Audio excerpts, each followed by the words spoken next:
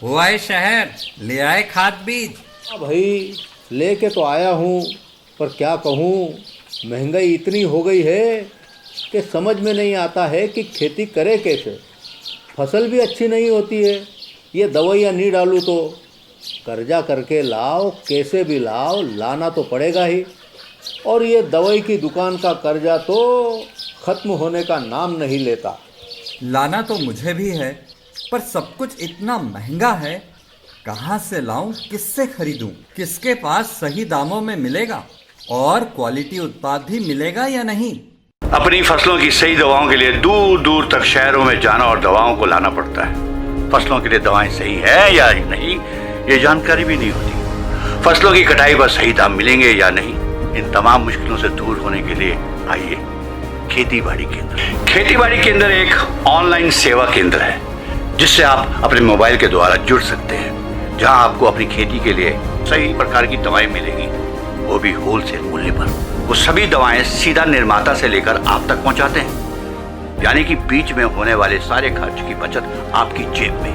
साथ ही साथ दवाओं को लाने और ले जाने की झंझट से भी छुटकारा। अपनी मुश्किलों को दूर करने के लिए आप खेती बाड़ी केंद्र पर एक मिस कॉल करें। खेती बाड़ी केंद्र का किसान मित्र आपसे तुरंत संपर्क करेगा और आपको सभी जरूरी जानकारी देगा। खेती बाड़ी केंद्र की फ्रेंचाइजी लेकर खेती बाड़ी मित्र बनिए और किसानों की सेवा कर देश की तरक्की में भागीदार बने। आज ही संपर्क करें नीचे दिए गए नंबर पर और खेती बाड़ी केंद्र से जुड़े। ये है खेती बाड़ी केंद्र ऐप। अच्छा, किसानों की सरदारी, उन्नत खेती बाड़ी। खेती बाड़ी केंद्र, देश के अन्नदाता की दुकान। गिरती वायु गुणवत्ता को नियंत्रण में करने के लिए केंद्रीय पर्यावरण मंत्री प्रकाश जावड़ेकर ने दिल्ली में भारत के नियंत्रक और महालेखा परीक्षक कार्यालय में बने एक विशिष्ट शहरी वन का किया उद्घाटन।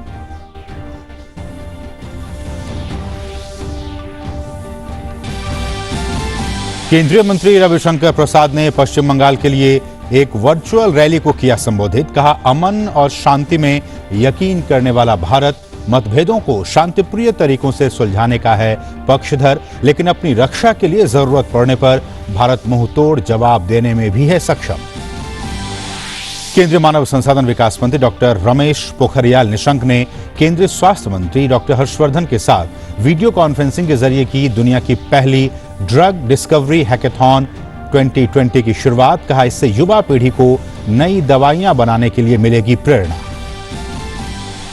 देश में कोरोना मामलों में रिकवरी रेट करीब 59.51%। कोरोना के सक्रिय मामले हुए 2,26,947। 3,59,859 लोगों को इलाज के बाद मिली छुट्टी। कोरोना से 17,834 मरीजों की मौत। दुनिया भर में संक्रमितों की संख्या 1,06,00,000 के पार। रूस में राष्ट्रपति व्लादिमीर पुतिन के राष्ट्रपति पद पर 2036 तक बने रहने का रास्ता हुआ साफ। जनमत संग्रह में जनता ने भारी बहुमत के साथ देश में राजनीतिक यथास्थिति बनाए रखने का किया समर्थन।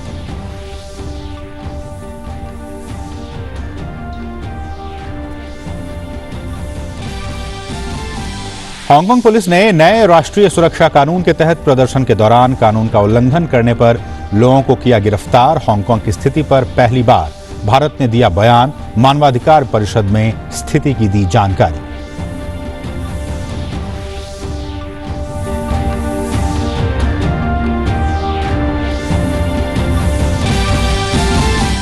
और संयुक्त राष्ट्र सुरक्षा परिषद ने संकटग्रस्त क्षेत्रों में युद्ध जैसी स्थिति को रोकने के लिए पहली बार एक कोविड संबंधित प्रस्ताव को किया स्वीकार।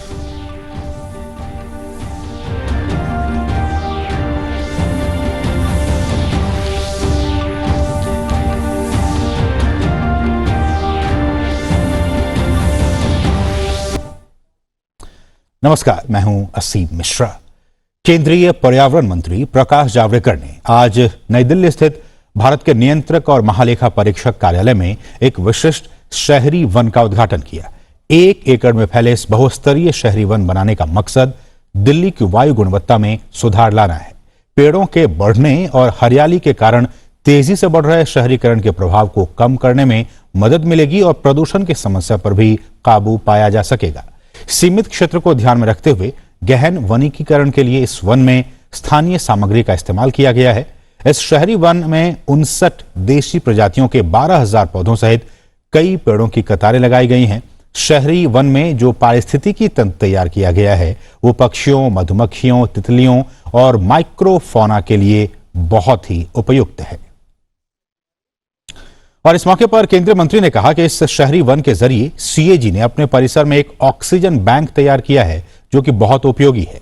इससे दिल्ली की वायु गुणवत्ता को सुधारने में काफी मदद मिलेगी। 3 साल के बाद ये जब पूरा फलेगा तो ये आनंद देगा, उपयोग भी देगा और कार्बन सोख भी लेगा और ऑक्सीजन देता रहेगा। यही तो जिंदगी का नाम है। पेड़ की जिंदगी इसीलिए होती है और पेड़ सीएजी ने अपनी खुद की ऑक्सीजन बैंक अपने कंपाउंड में ही तैयार की है। केंद्रीय मंत्री रविशंकर प्रसाद ने आज पश्चिम बंगाल में आयोजित जन संवाद रैली को वीडियो कॉन्फ्रेंसिंग के जरिए संबोधित किया। उन्होंने मोदी सरकार के 6 साल की उपलब्धियों का जिक्र तो किया ही, साथ ही साथ उन्होंने कहा कि पिछले 1 साल में केंद्र सरकार ने कई ऐतिहासिक काम किए हैं। रविशंकर प्रसाद ने राज्य की ममता सरकार पर केंद्र की योजनाओं को सही तरीके से लागू नहीं करने का भी आरोप लगाया। इस दौरान जनता को संबोधित करते हुए उन्होंने चीन पर निशाना साधा और कहा कि वैसे तो हम वसुधैव कुटुंबकम में विश्वास रखते हैं, लेकिन जो हमारी तरफ बुरी नजरों से देखेगा हम उसे माकूल जवाब भी देना जानते हैं। आजकल 2 सी चल रहा है, मालूम है ना? एक है कोरोना और दूसरा है चाइना। भारत शांति में विश्वास करता है। भारत समस्याओं को बातचीत से सुलझाना चाहता है। भारत वसुधैव कुटुंबकम में विश्वास करता है। लेकिन जैसा हमारे प्रधानमंत्री जी ने कहा, अगर भारत के साथ कोई आंख मिलाएगा तो भारत आंख मिला के जवाब देना भी जानता है, समझना चाहिए। ये 1962 का भारत नहीं है, न झुकेगा न रुकेगा। भारत अपनी गति से आगे बढ़ेगा। और टिकटॉक सहित चीन के कुल 59 ऐप्स को बैन करने को लेकर केंद्रीय मंत्री ने कहा कि हम भारत की जनता की निजता और डेटा सुरक्षा के लिए प्रतिबद्ध हैं। भारत की सुरक्षा, संप्रभुता के लिए, जनता के डिजिटल सुरक्षा के लिए, जनता के डेटा की सुरक्षा के लिए, पब्लिक ऑर्डर के लिए हम लोगों ने 59 ऐप को बैन किया है। कानूनी कार्रवाई होगी उसकी, लेकिन ये ही उसमें टिकटॉक भी है, पता है ना आपको?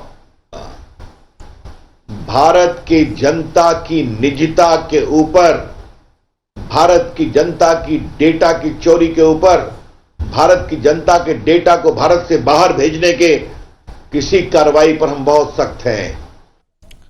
कोविड-19 के बढ़ते संक्रमण के बीच दवा ढूंढने की कवायद युद्ध स्तर पर देश ही नहीं बल्कि विदेशों में भी चल रही है।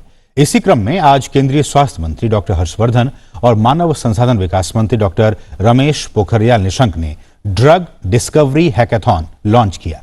यह ड्रग डिस्कवरी हैकाथॉन गृह मंत्रालय, all India council for technical education यानी AICTE और council of scientific and industrial research यानी CSIR की एक संयुक्त पहल है और CDAC, माईगव, श्रोडिंगर और केएमक्सॉन जैसे भागीदारों द्वारा समर्थित है। ये एक ऑनलाइन हैकाथॉन है जो कि राष्ट्रीय और अंतर्राष्ट्रीय प्रतिभागियों के लिए खुला हुआ है।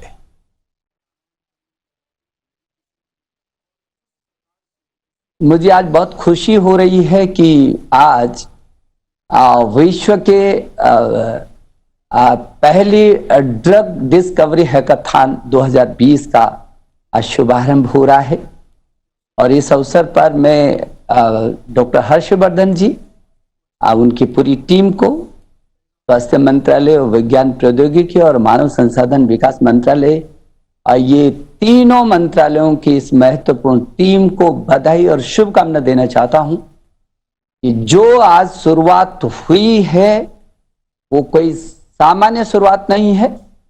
ये पूरे विश्व का ड्रग डिस्कवरी हैकाथॉन पहला है पूरी दुनिया का, जो ये 3 चरणों में होने वाला है। ये हैकाथॉन ये पहले चरण और दूसरे चरण और तीसरे चरण में। और जैसे मेरे को बताया गया कि ये केवल ये इनोवेशन एक दुनिया के लिए एक ऐसा प्लेटफॉर्म तैयार करना है। ये केवल ड्रग की खोज के प्रति छात्रों में और शोधकर्ताओं में उत्सुकता ही पैदा करना नहीं है, बल्कि जैव चिकित्सा की दिशा में एक नए अभियान की शुरुआत करना भी इसके पीछे ये हेतु है। और खबर मध्य प्रदेश से है, जहां आज राज्य मंत्रिमंडल का दूसरी बार विस्तार किया गया। गोपाल भार्गव, विजय शाह, प्रेम सिंह पटेल, यशोधरा राजे सिंधिया, भूपेंद्र सिंह, बृजेंद्र प्रताप सिंह और विश्वास सारंग समेत आज कुल 28 मंत्रियों ने शपथ ली। मध्य प्रदेश मंत्रिमंडल का पहला विस्तार 21 अप्रैल को हुआ था, जब केवल 5 मंत्रियों को शपथ दिलाई गई थी। और कोरोना महामारी के खिलाफ लड़ाई में सरकार के प्रयासों के साथ जनता का भी साथ रंग ला रहा है। कोरोना संक्रमितों के स्वस्थ होने की दर में भी लगातार इजाफा हो रहा है। कोविड-19 रोगियों के स्वस्थ होने की दर बढ़कर अब 59.51% हो गई है। कोरोना संक्रमण की स्थिति की बात करें तो इस समय देश में कोरोना के कुल 2,26,947 एक्टिव केसेस हैं। अब तक 3,59,859 लोग इलाज के बाद स्वस्थ भी हो चुके हैं। हालांकि 17,834 लोगों की अब तक कोरोना के कारण मौत हो चुकी है। और इस सबके बीच दिल्ली एनसीआर में कोविड-19 की स्थिति और भविष्य की रणनीतियों को लेकर केंद्रीय गृह मंत्री अमित शाह ने आज एक खास बैठक बुलाई है। बैठक में उत्तर प्रदेश के मुख्यमंत्री योगी आदित्यनाथ, हरियाणा के मुख्यमंत्री मनोहर लाल और दिल्ली के मुख्यमंत्री अरविंद केजरीवाल इसमें शामिल होंगे। आज शाम होने वाली इस बैठक में वीडियो कॉन्फ्रेंसिंग के जरिए होगी। दिल्ली एनसीआर को लेकर एक समन्वित रणनीति बनाने के मकसद से गृह मंत्री ने पिछले हफ्ते ये बैठक बुलाने का ऐलान किया था। बैठक में केंद्रीय गृह मंत्रालय और स्वास्थ्य मंत्रालय के अलावा संबंधित राज्यों के वरिष्ठ अधिकारी भी शामिल होंगे। इससे पहले अमित शाह दिल्ली एनसीआर के अधिकारियों के साथ एक बार बैठक कर भी चुके हैं।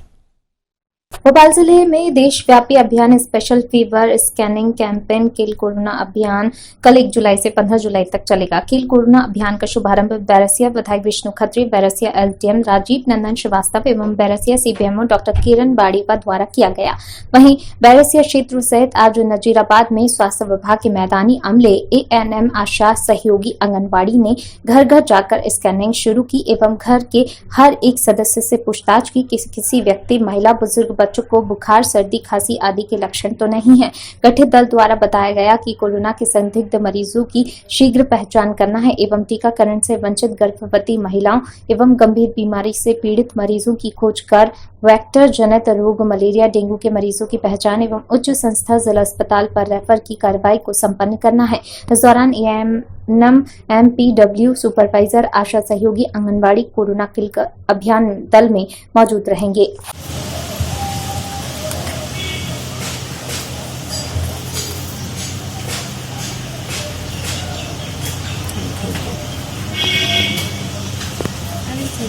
बता देना थोड़ी रहा है खींच नहीं रहा है, आप क्या कर रहे हो?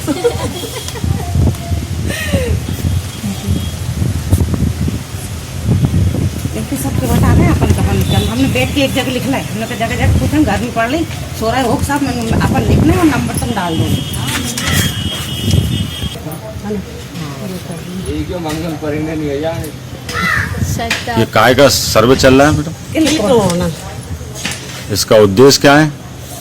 इसका उद्देश्य ये है किसी को सर्दी, जुकाम, बुखार, खांसी, गले में खराश या कोई अन्य परेशानी हो, अकड़न शरीर में या चक्कर आना, ठीक है, उल्टी, दस्त और ये डेंगू, मलेरिया इसी में है सब।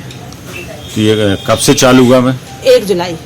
ये कब तक चलेगा? 20 ये चलेगा 2015 इसमें 1 जुलाई 15 जुलाई तक चलेगा।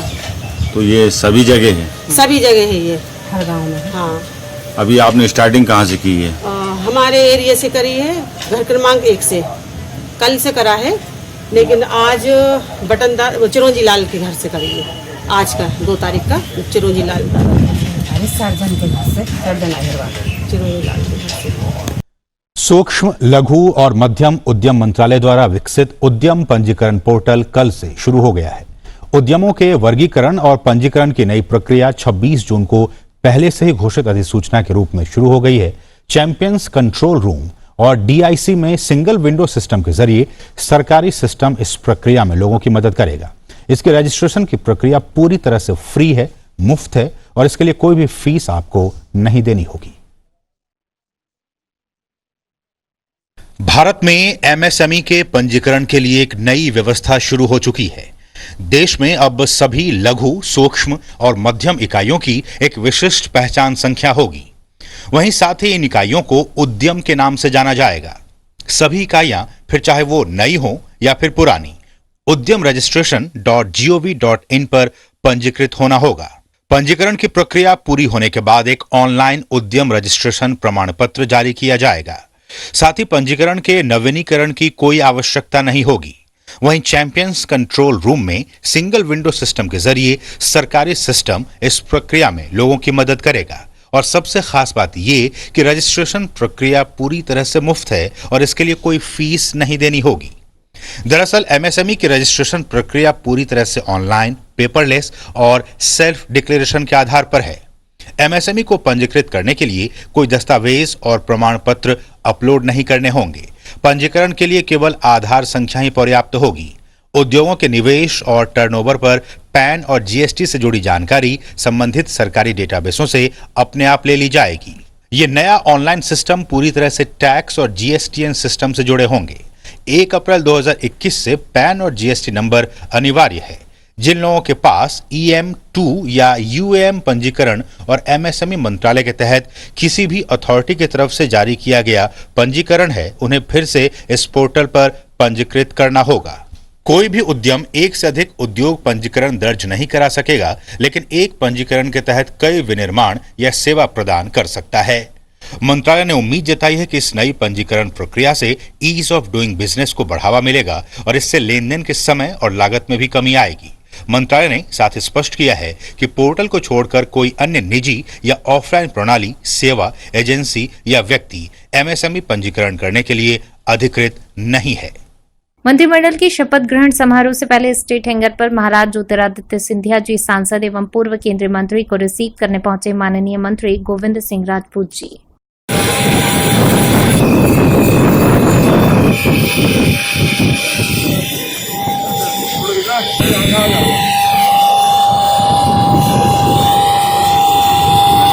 आप देखो, मैं बैग ले लेता हूं।